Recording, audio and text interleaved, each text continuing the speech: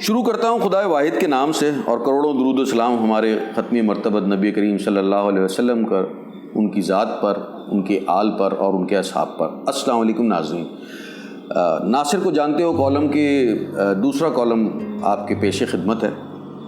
اپنے گزشتہ کالم میں ہم نے 3 عدد شادی کیے ہوئے ایک شخص سے اپنی ملاقات کی رویداد بیان کی تھی، جس میں ہم نے اور پروفیسر جنیدی نے کم و بیش کوئی کام کی بات کیے بغیر ہی واپس لوٹے تھے۔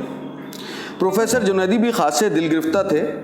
ان سے میں نے کہا، پروفیسر جنیدی، ہمیں تجربہ حاصل کرنے کے لیے کسی تیسری شادی والے شخص کی ضرورت نہیں۔ ہمیں ابھی تیسری شادی سے کیا مطلب ہمارا مقصد تو دوسری شادی کرنا ہے یا دوسری شادی کی معلومات لینا ہے۔ لہٰذا ہم ایک اور مشترکہ دوست کی وساطت سے 2 شادی کیے ہوئے ایک صاحب سے ملنے ان کے آفس پہنچ گئے۔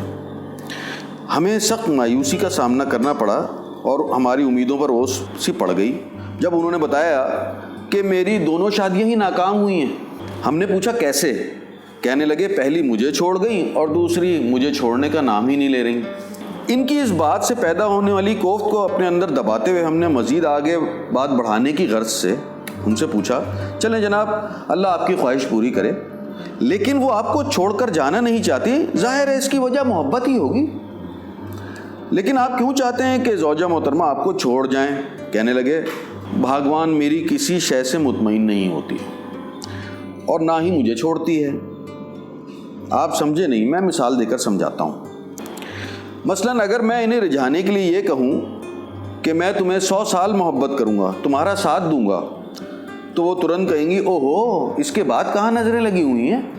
یعنی کوئی تو ہے میرے بعد۔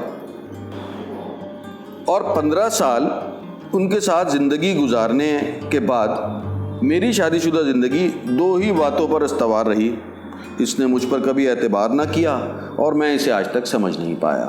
پروفیسر جنیدی کو اس موقع پر کچھ شوخی سی سوچی تو بیچ میں لقمہ دے بیٹھے، بھائی آپ کا حال یہ ہے کہ جس سے آپ نے محبت کی اس سے شادی بھی کر لی، اچھا کیا، اگر نہ کرتے تو ساری زندگی اسی سے محبت کرتے رہتے۔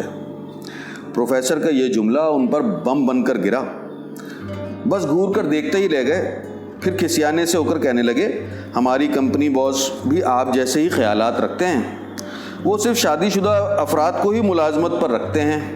وہ کیوں؟ ان کے خیال میں شادی شدہ ملازم میں بے عزتی برداشت کرنے کی بے تحاشا صلاحیت ہوتی ہے اور اسے گھر جانے کی بھی جلدی نہیں ہوتی۔ ہم تینوں کچھ دیر ان کی اس بات کا لطف لیتے رہے، مسکراتے بھی رہے۔ پھر میں نے کہا، بھائی ہم تو کچھ حوصلہ اور دلیری کشید کرنے آپ کے پاس آئے تھے، آپ نے تو بڑا مایوس کیا۔ وہ صاحب کہنے لگے، اچھا ایسی بات ہے تو میں نے جو کل بہادری کا واقعہ پیش آیا ہے وہی سنا دیتا ہوں، تو سنے وہ قصہ۔ کل میری بیگم بیوٹی پارلر سے تیار ہو کر آئیں اور میرے سامنے اٹھلاتے ہوئے کہنے لگی، کیسی لگ رہی ہوں میں، ابھی بیوٹی پارلر سے آئی ہوں۔ میں نے ان کے منہ پہ کہہ دیا، کیا بند تھا؟ اس جواب نے ہمیں ان کی بہادری سے واقعی بہت متاثر کیا تھا۔ ہم نے تجسس سے پوچھا، پھر آگے کیا ہوا؟ کہنے لگے، بس بہادری کا تاوان عقل مندی سے دینا پڑتا ہے، اس سے پہلے کہ کچھ ہوتا۔ میں نے کہا، تم جتنی پہلے حسین تھیں اتنی ہی بیوٹی پارلر سے آنے کے بعد بھی لگ رہی ہو۔ میں نے پروفیسر جنیدی کو اشارہ کیا کہ بھائی اب یہاں مزید بیٹھنے کا مجھ میں تو حوصلہ نہیں ہے، یہ شخص کوئی کام کی بات کرنے کے بجائے ہماری ہی جیسی باتیں کر رہا ہے۔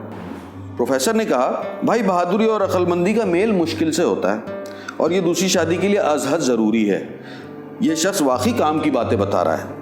عورت کا دل جیتنے کا اگر مقابلہ کیا جائے تو تمام پیشوں میں جعلی عامل بابا جیت جائیں گے، کیونکہ ان کا پہلا اور واحد ایک ہی جملہ کافی ہوتا ہے کہ آپ کو نظر لگی ہے۔ کیا ازدواجی زندگی نارمل رکھنا ہر عاقل انسان کی ضرورت نہیں؟ ہم دونوں نے اس بات میں سر ہلایا۔ انہوں نے مزید سمجھانے کے لیے بتایا، یہ کس احمق نے کہا ہے کہ اگر بیوی کی رنگت کالی ہو اور وہ برابر میں بیٹھی ہو اور لائٹ چلی جائے تو آپ کہیں، بھائی بیٹھی ہو یا چلی گئیں؟ بھائی آواز لگانے سے بہتر ہے انسان ہاتھ سے ٹٹول کر چیک کر لے۔ اچھا، جو اس قدر عقل سے کام بھی نہیں لینا چاہتا تو اس کو 2 شادیاں کرنا، کیا ایک شادی کرنا بھی جائز نہیں؟ تو انشاءاللہ اگلے کالم میں اسی کا سلسلہ آگے بڑھاؤں گا، اس کا ایک مزید کالم آپ کے ساتھ شیئر کریں گے، اور اس وقت تک کے لیے اجازت دیجیے۔ اللہ حافظ۔